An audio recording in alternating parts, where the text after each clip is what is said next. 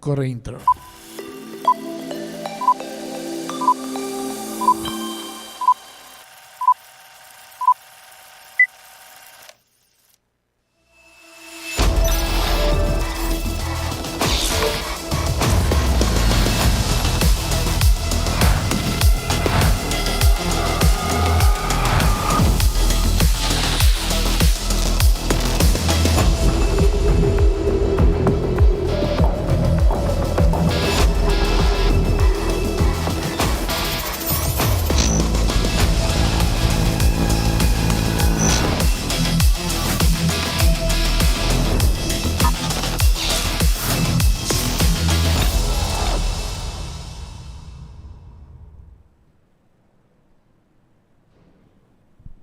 Hola, ¿qué tal?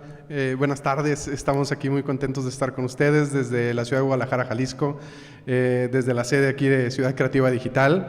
De verdad, me siento muy honrado hoy por la persona que nos acompaña. Es una estimada amistad nuestra. Y pues bueno, empiezo por presentarme. Yo soy Carlos GAXIOLA de DEMENTE Animation Studios. Somos un estudio de animación 2D, 3D, que estamos ubicados aquí en Ciudad Creativa. Y bueno, un poco todo esto comenzó con la necesidad de tener un poco de coaching en cuanto a producción, que es uno de los temas que muchos de los estudios lidiamos día con día. Y pues bueno, como sabemos, no tenemos aquí en México una carrera como tal de producción y vamos aprendiendo un poco conforme a la experiencia, y es por eso que se nos ocurrió invitar acá a nuestra compañera el día de hoy, Virginie LAVALLÉE.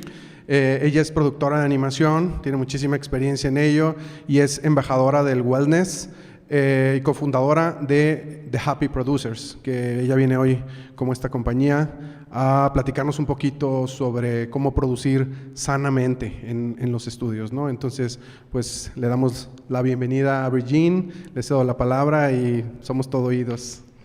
Welcome, Virginie. Thank you, Carlos. I would like to start by just thanking Sublime Jalisco for inviting me all the way from Canada, for allowing me to do this conference in English. And gratitude is one of my superpowers, so I want to extend my gratitude to all of you for being here right now to listen to me talk about wellness in animation production, which is one of my favorite topics in the world. So I'd like to start by introducing simply what we do at the Happy Producers. As Carlos was saying, we are two animation producers that founded a company. We've worked with some of the greatest clients in the world and some of your favorite films and television. And we noticed that over the past few years, as the industry is getting more and more competitive and faster pace, we did encounter a lot of toxicity, bullying, and harassment. And we wanted to provide solutions to make sure that producing animation remains a healthy spot, but that also is extremely fun for everybody that's involved. So last year, we decided to co-found the Happy Producers, and we provide training for coordinators, project managers, and line producers who want to lower stress in their team while also boosting efficiency and making more money with their projects. So we also offer coaching and mentoring for our peers in the industry. So simply put, we are on a mission to make well-being the most popular topic in animation production. So I thank you for being here today to chat about this with me. Are we good? Oh, thank you. Okay. Oops. Wait. Is this better? Oh, hi everybody. Now we hear you. Sounds good. So I was invited here to talk a little bit about work and life balance in animation, which is a topic that is extremely popular right now. And I wanted to premise this topic by saying that over the next 10 years, the studios that are going to win the talent race, or the studios that are going to be reprioritizing well-being for their entire team. So when I say that they're going to win the talent race, that means that they're going to get the better projects, they're going to get to work with you guys, and they are going to be sustainable throughout all the next generations of animation. So how do we prioritize well-being is really by respecting people's lives, their aspirations, but also their personal values, even when they're at work. So my goal really is to open a conversation about intentionality. So intentionality is something that we bring with us every single day. So well-being is not something we take care of once a year and then we're good. It's something that we need to take care of every day, every moment, and it's a responsibility that we all share. So it's not just our boss's responsibility or our studio's responsibility. It's something that we all get to work at and create together. So I want to approach the topic of life and work balance in animation in the umbrella of company culture. Because what's really fundamental today for a studio to be profitable and to have wild success is to have a great company culture. And again, the company culture is not just the responsibility of the bosses or higher management, it's something that we all build together and that we all contribute to in animation every day. So forget the big IMDb titles, forget working on the best project, forget having the most money. What attracts talents today in our studios is really having the best company culture.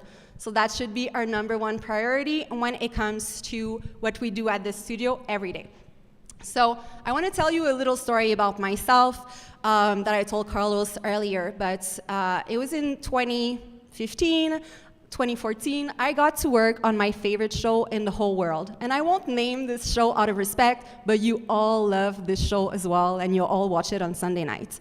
And it was my favorite show in the world. I was so excited to get this job. I was like, how cool is this title gonna look on my IMDb? Even my grandmother was proud. I was like, wow, I have made it. And we went to produce a full season. We won an Emmy, which in the United States is the biggest prize that you can win for TV. So this should have been a dream experience for everybody, right? But what we encountered every day was burnout. Everywhere you'd look, there was bullying. They would lock the door of the studio so that at night we couldn't leave. And basically, we just had our whole life at the studio for the length of the project. So now when I see the people that I won this wonderful Emmy with, and when I watch this show that is still a great show in my heart, I have a little acid reflux. And when I see the people that worked on my team, we don't even want to talk about this experience. And we used to think, wow, how cool is it going to look on my resume? And now we realize how bad does it look on my life experience, that I had to go through all of that while doing my dream job, right? So I won't name them because there's no need for that. But I wanted to share that often we'll be really drawn to like the big titles and everything like that. But what we should look for when we're looking for our dream job is really what's the company culture? How am I going to be valued? And what is my life-work balance going to be like so that I can make sure that I still enjoy my life and not just my work, and that I keep the passion that I started having when I first started in the animation industry, that it doesn't die with all of the bad behaviors that I encounter over the years. So I would like to look with you guys at are really important to create life and work balance in animation, but there are also 5 ways that we can create talent retention. So I've been in Guadalajara for a few days. I'm sorry if I just butchered that pronunciation. But I've met with so many amazing animation studios. I've spoken with so many producers, and it's been an amazing experience. And everybody seems to have the same pain point, which is talent retention.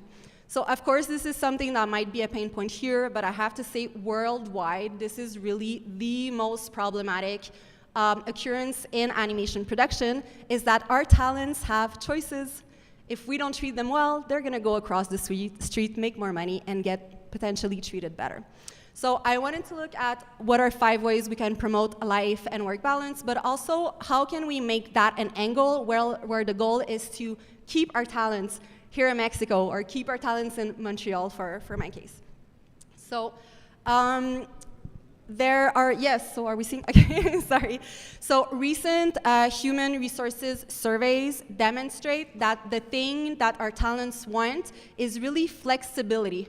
So it used to be money, bonuses, big titles. Now what they want is flexibility. So around their work schedule, but also around the location where they are when they're working, but also flexibility to be who they are at work and not having to fit into a box that we created for them, because that's what we think the stereotype of somebody working in animation should be.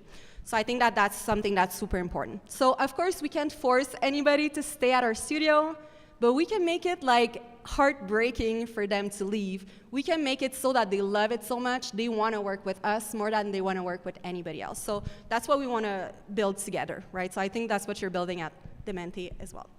So the first thing we're going to be looking at is having a growth mindset.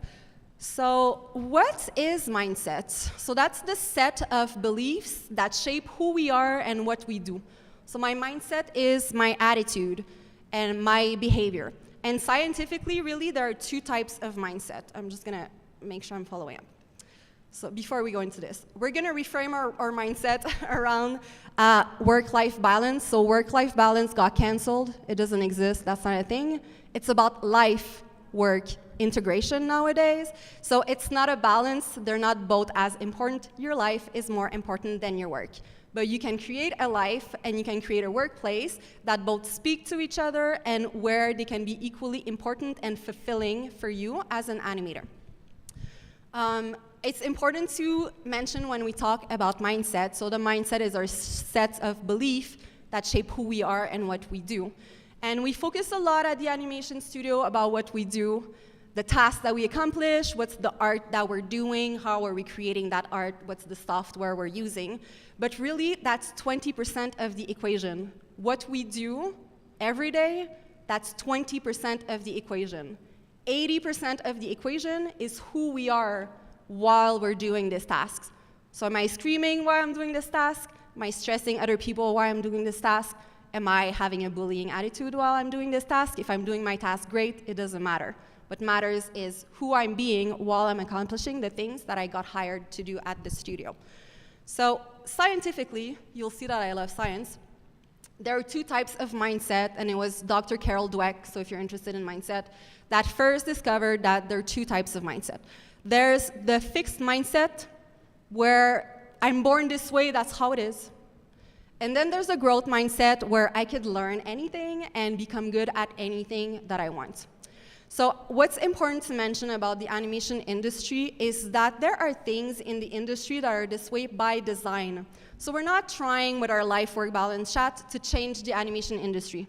There are things that will always be this way. So some of them are that it's a fucking, oh my God, did I just swear? I'm sorry.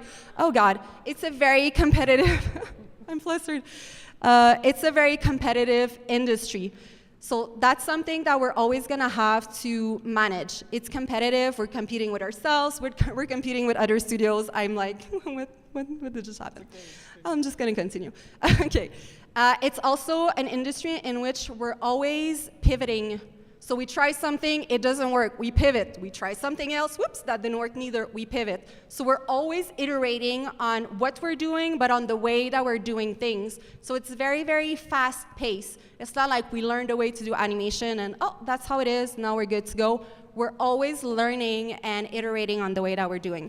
It's also an environment where we criticize a lot. So if you work already in animation, you know that in everyday life at the studio, we spend a lot of our time in reviews. And in reviews, what do? We say, no, this is broken, this is ugly, this doesn't match the design, this the client will never approve, this is just silly, I don't even want to talk about it, this needs a complete redo. So it's okay that we're criticizing images because that's the nature of the industry. But sometimes what happens is that we'll transpose that attitude into our interpersonal relationship. And we'll start saying, you're the wrong blue, you're not matching the concept, the client's not gonna approve you. And that's where all of the toxicity, the bullying, and the harassment really happens. So it's important to understand that there are things in the industry that are just the design of the industry. So let's accept them, but find a better strategy when it comes to the creative process and how we manage these projects to make sure that we're realistic with the nature of everyday animation process. Let me just make sure I don't miss anything.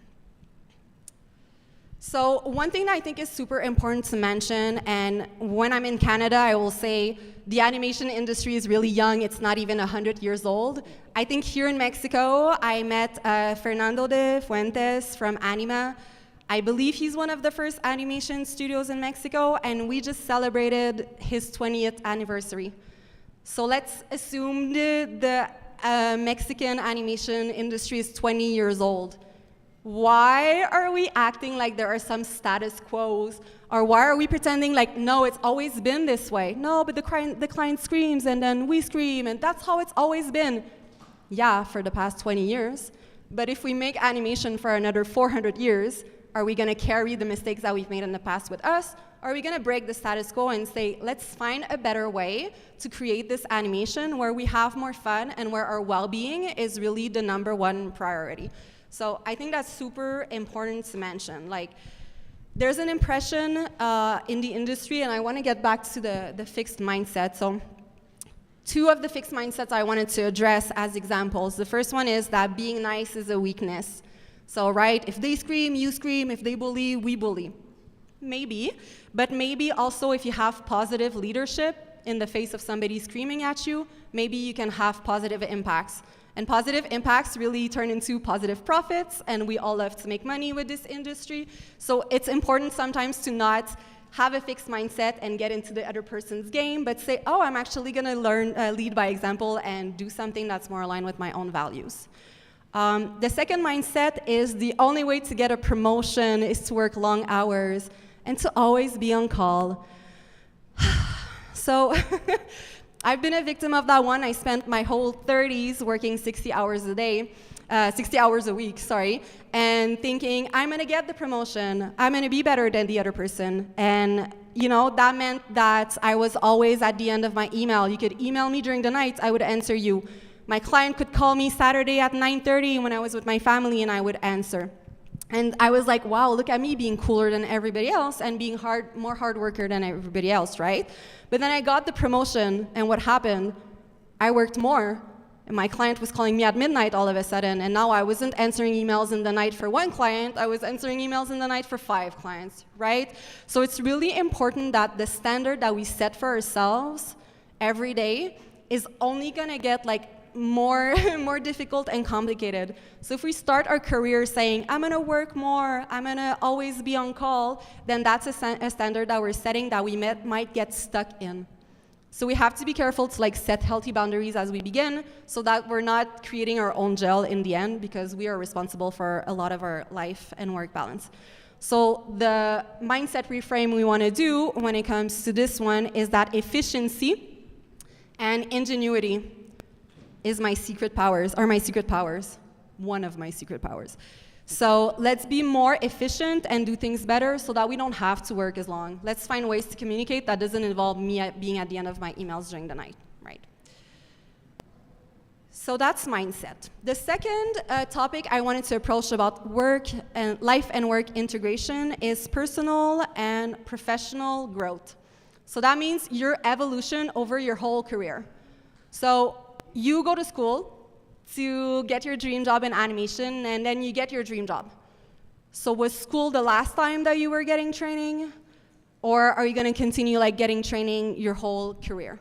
So training in animation is something that is sometimes seen as a weakness.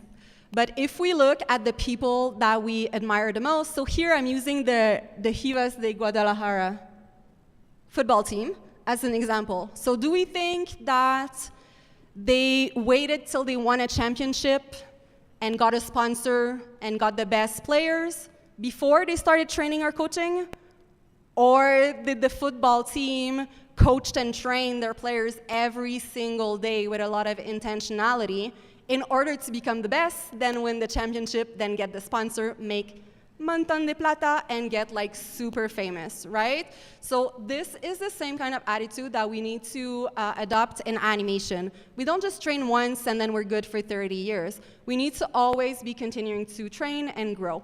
So we have some of the responsibility over that, but also our supervisors and our bosses at the studio have an important impact as well on our training and our growth. And why are we training and growing? Because we want to become more efficient. Because the more efficient I am, the less I have to work overtime, the more money my team is making, which is what I want. So I wanted to talk a little bit about the Montreal industry, just as an example, because we went through that like 20 years ago in Montreal. So we have tax incentives in Canada. So if you're a producer, you know that. And for a long time, we assumed that's sexy enough, right? We have the tax incentives. Everybody's going to come and work with us. They get money back when they invest money with us. Amazing. But nobody was really coming to do animation with us. And we were like, like the money part is there, how come is nobody coming? And then the government realized that it's because the talent wasn't trained enough and wasn't impressive enough. It's because the talent wasn't trained enough and wasn't impressive enough to really inspire international productions from the United States and everywhere in the world to come and work with us. So the government decided to start So of course they started with the artists. They created actual schools, diplomas, and really thorough programs where you could become a 2D or a 3D animator. I met some people here that went to school in Montreal in the early 2000s because it was really reputable to get a diploma from Montreal.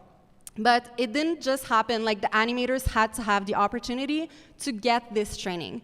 So the thing that maybe we got left behind, but what I want to say is that we put together some really great initiatives for the hard skills training.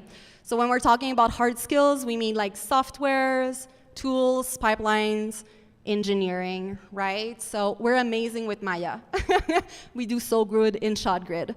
But what we're really lacking still, and what everybody we're noticing is lacking, is really the soft skills.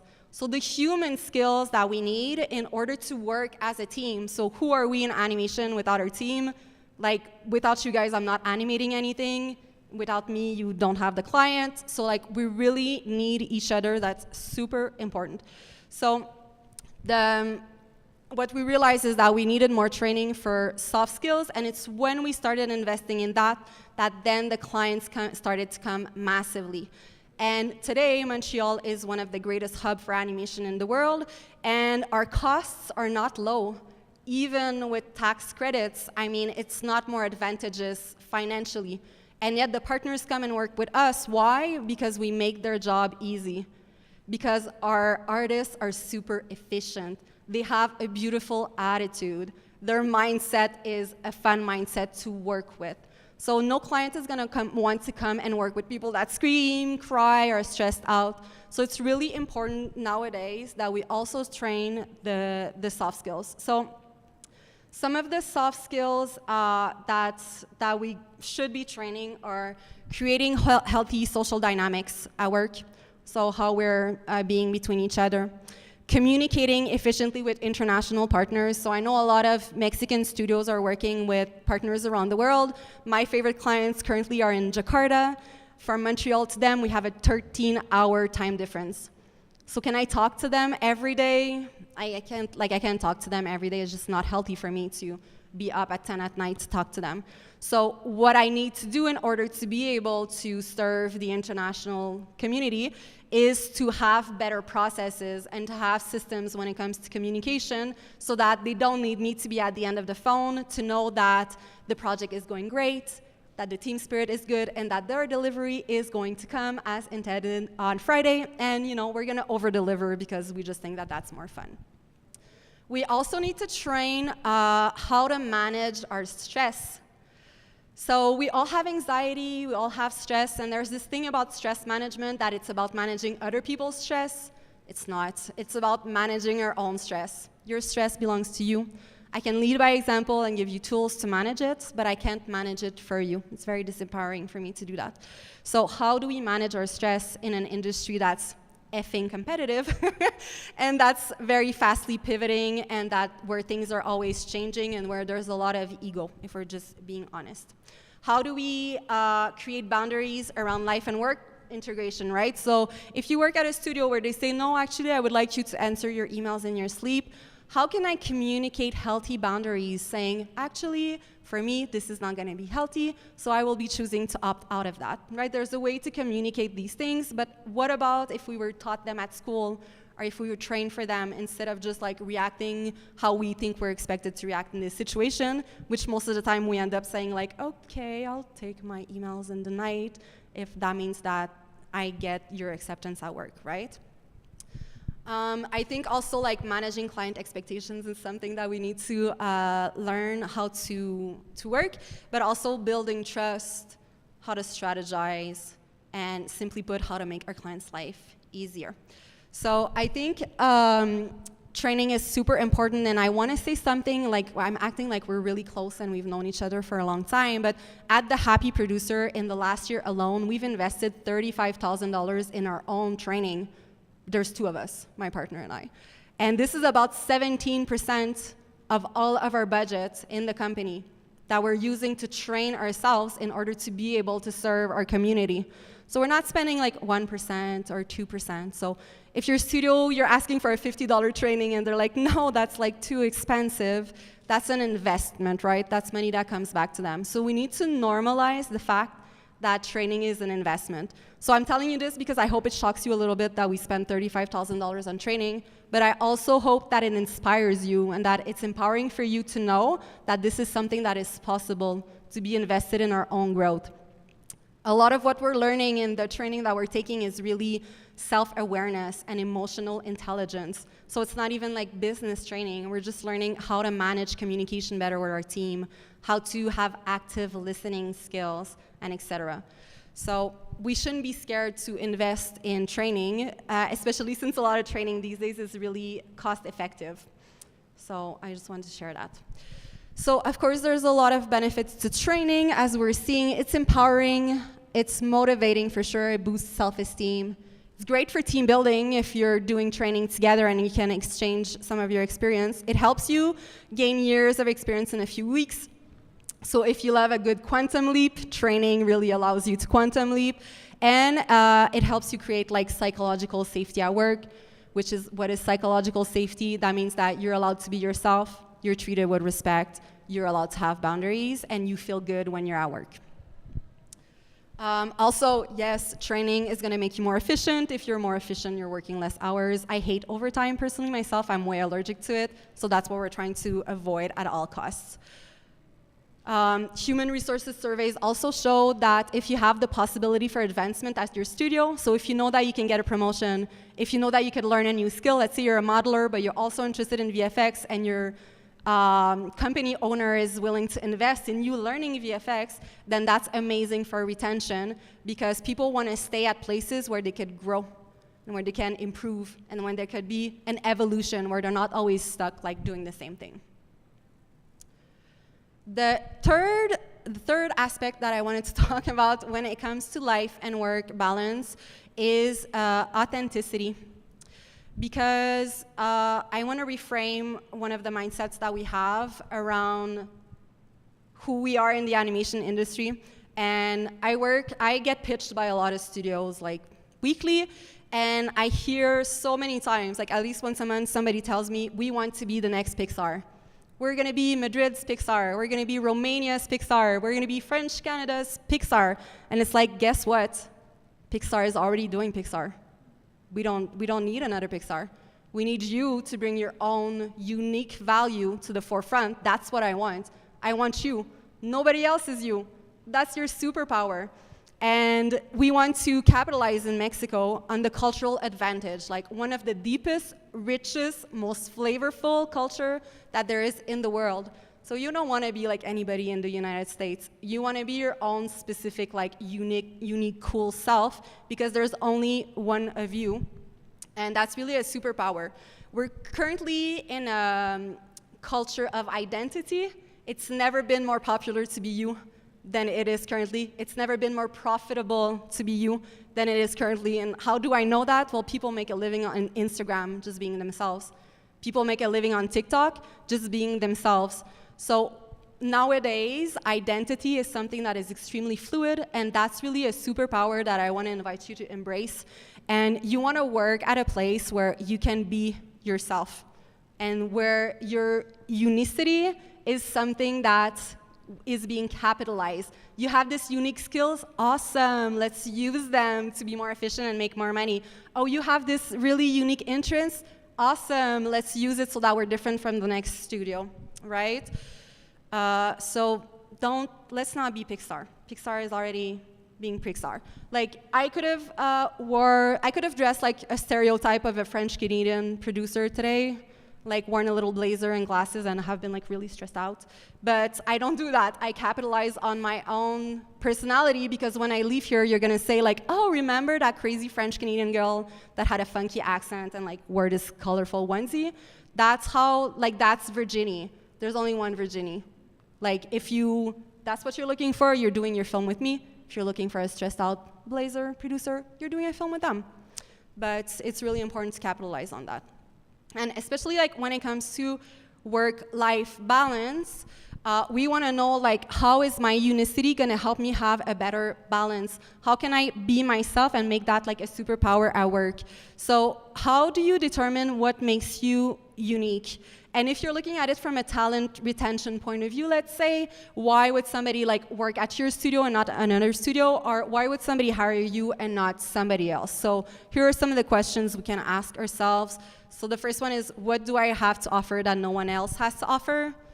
Like, it's a very good self-esteem booster exercise to do. Make a little list of all the things that you think are like particularly cool about you. What is one of my strengths that I would like to use more? Do you have an example, Carlos, of a strength that you can use more? Like, if you're good at singing, do you want to use that more as an expressive way of expressing yourself? If you're good at music, do you want to bring that into work to do team building? What is my story? So everybody has a very unique story. Sometimes we're scared of telling our story. There are parts of our story that might bear trauma. If you've had bullying happen to you, if you've been harassed, if you've been like in bad situations, sometimes we don't want to say it, but that's something that's part of our unique story, and that really like becomes a superpower for us afterwards, that we not only went through that, but like thrived and survived and used that as a power afterwards to help other people in the industry.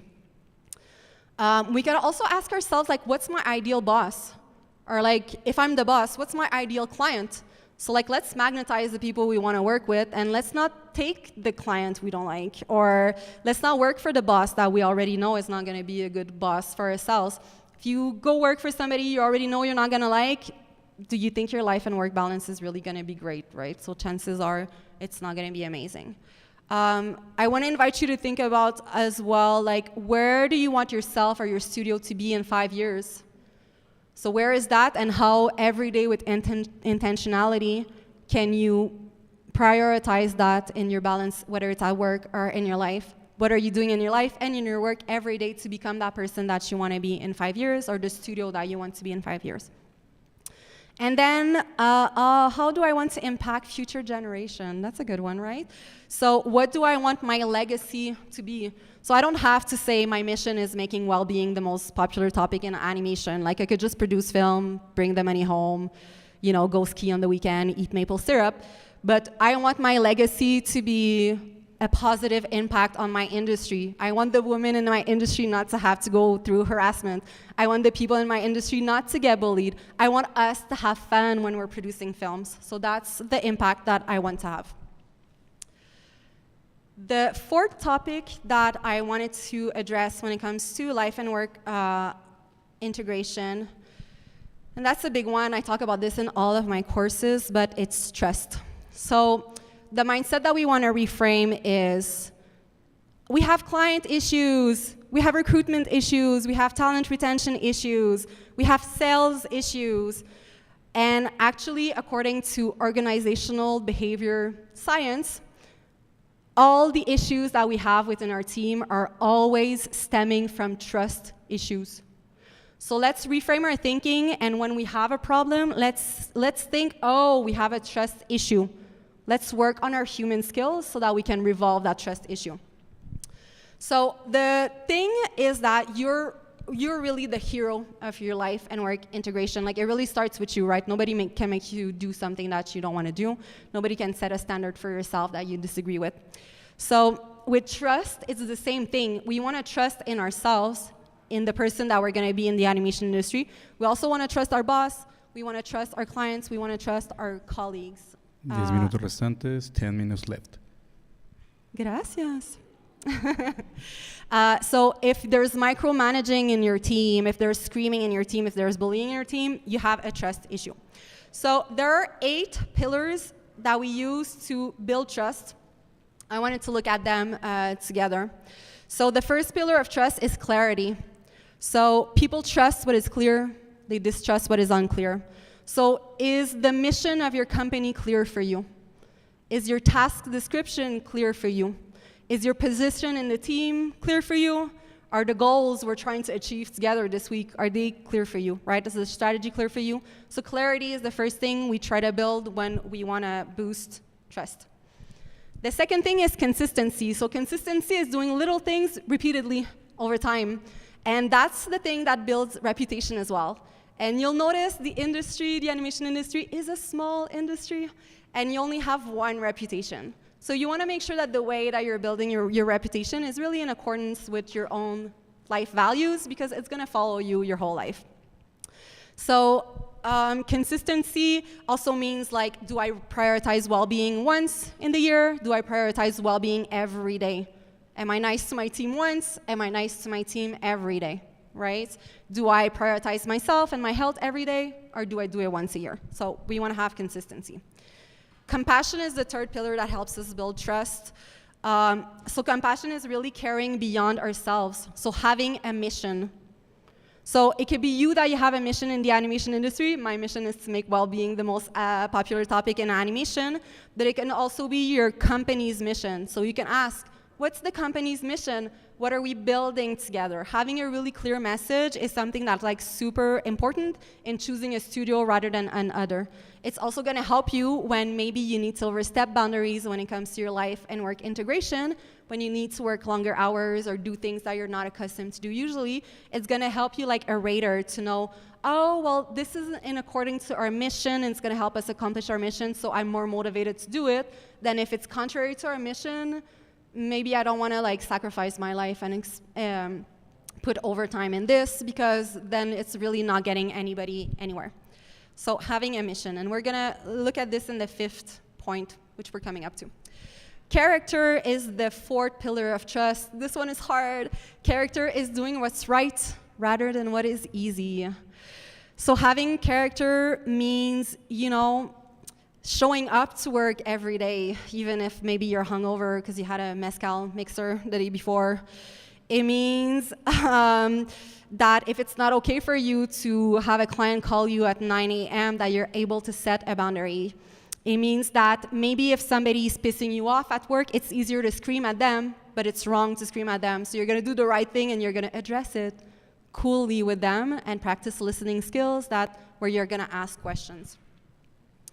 The 5th pillar, is, they're in the bad order. So we're gonna talk about commitment first. So commitment means that we're not giving up even when it's hard. And it's gonna be hard like quite often.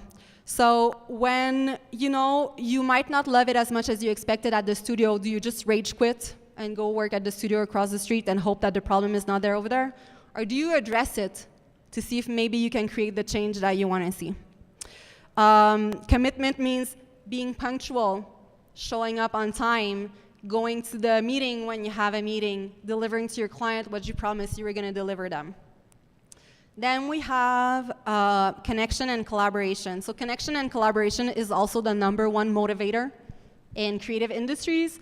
It's super important, and now that we're working in remote, it's like extra important to create that connection and collaboration. So connection and collaboration really helps with trust so much, and we use remote a lot as an excuse to say, no, but it's just harder now that we work remote. It's like you can still have brainstorming sessions over Zoom. You can still have the time to exchange ideas, try things over Zoom. Like, not everything on Zoom needs to have an agenda, last 30 minutes, and be extremely protocol-oriented, right? We still get to be creative, and it's important that we find ways to collaborate in real life as well, so that we get to know each other a little bit better. Then we have contribution. Contribution means bringing the results. So are you delivering your shots? Are you delivering that model? If you promised that the task would be done today, are you delivering that task today? 5 minutos restantes, 5 minutes left. And then the last pillar of trust is competency. So being competent means being innovative. It means being able to make things better. It means improving. How do you do that? By training, by getting coached. So here we are at our last point, which is life and work values. So the best way to have life and work balance is to make sure that our values and the person we are is the same at work as it is in our own life. So the mindset reframe we want to work with here is I have to change myself to fit in at work. And what we want to be thinking is my life values are priorities, and they inspire my work values and priorities.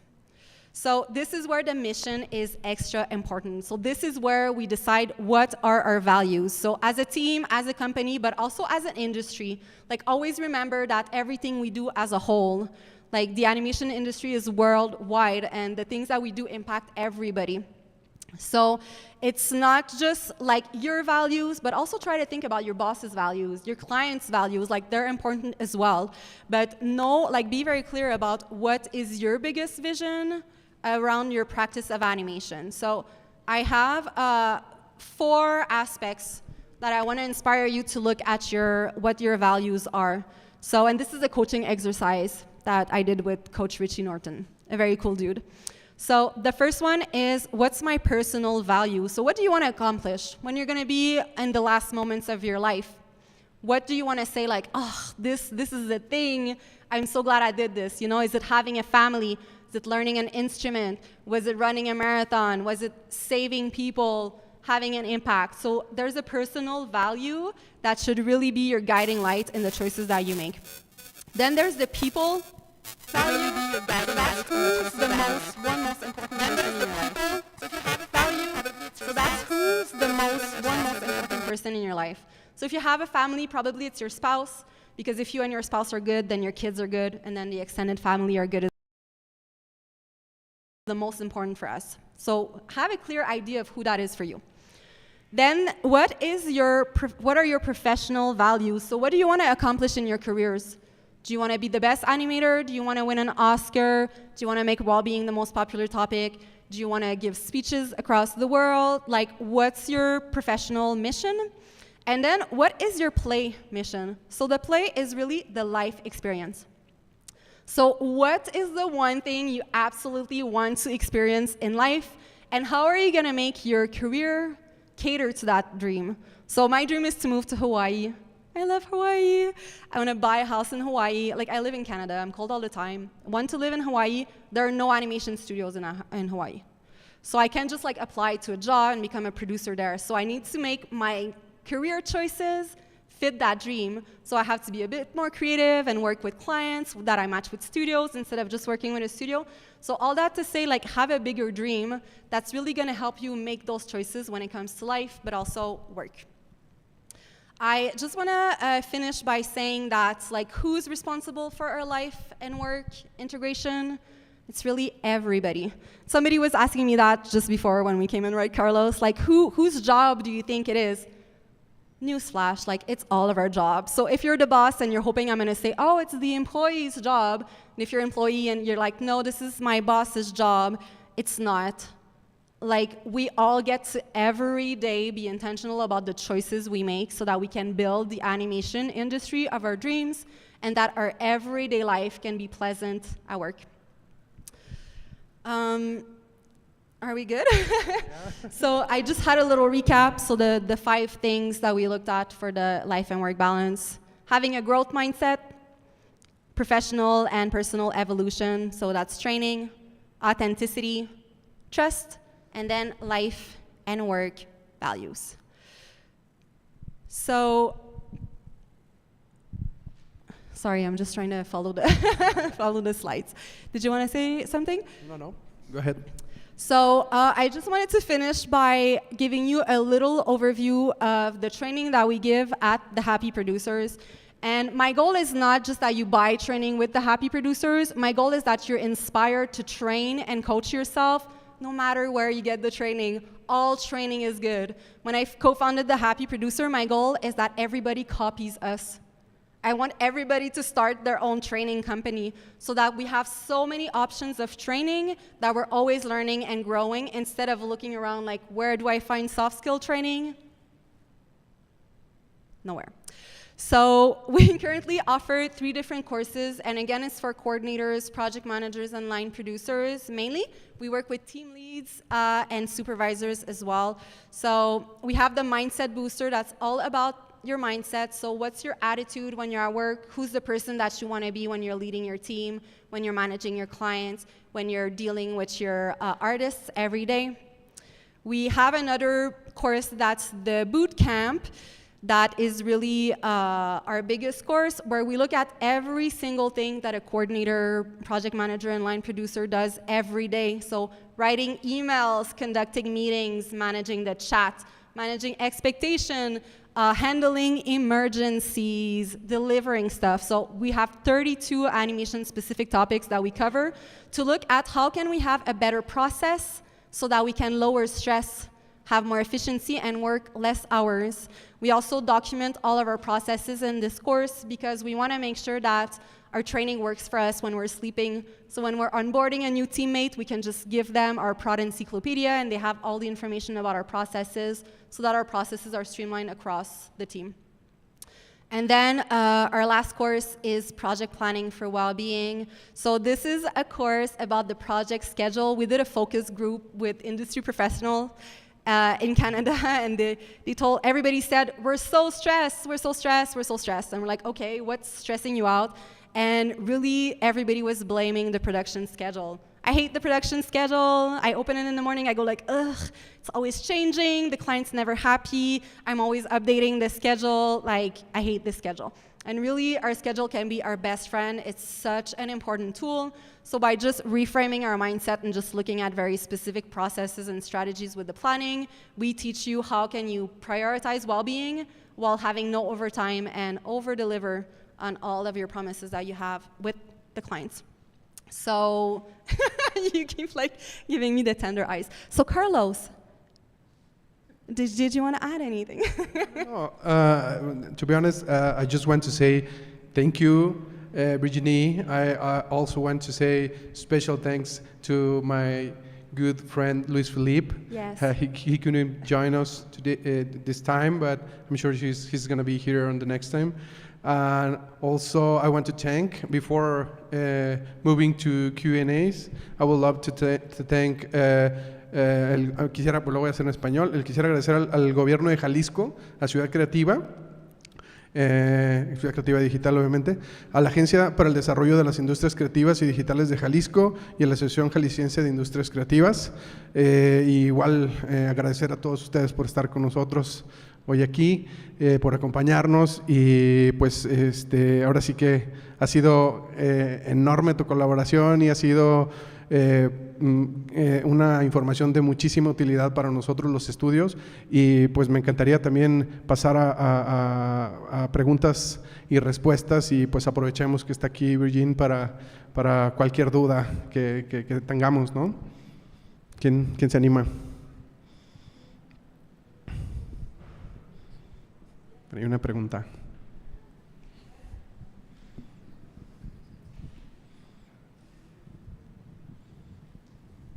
Hi, I'm going to try to make it in English, but it's not so good. So I have 2 questions. The first one, are you still in the animation industry? And second, how do you do it in combination or at the same time with your new company? And I think that's something that I wondering while I was listening your talk, that I think you can apply to other industries, not only in the animation. I'm a teacher, and that's a story to tell, but I think it's welcome your business or your ideas. So thank you. Thank you. Yeah, so that's a question I got asked a lot as Sublime Jalisco. We are the happy producers, so there's two of us. We're still producing animated films. So our latest film is coming out on Netflix on November 9th. It's called the soccer football movie. It's coming out for World Cup. So if you're a football fan, you will love it. It's a very wonky film for preteens. And we're currently producing 2 films. So we have a co-production with Germany, and we're also the Canadian co-producer on 10 Lives with GFM Animation, which will coming out in theater in 2024. It's super important to us to continue producing because our mission is to serve the animation industry.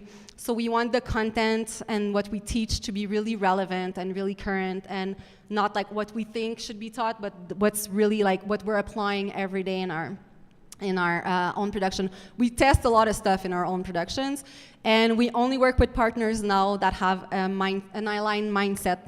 So we magnetize clients that want happy producers. If you're a grumpy producer, you might not be like the best match for us to make your animation film.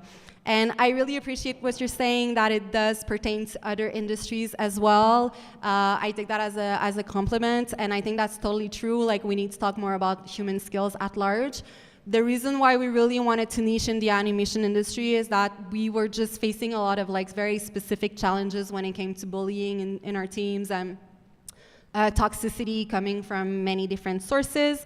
And what we realized is that the animation industry wants for training that is very specific to their needs and that understands like the daily challenges, which are many, which are very voluminous.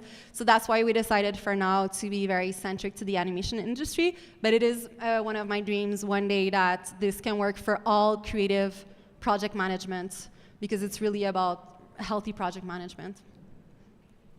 Muy bien, pues bueno, con esto cerramos esta excelente conferencia y pues de igualmente cerramos esta edición de Sublime Jalisco 2022.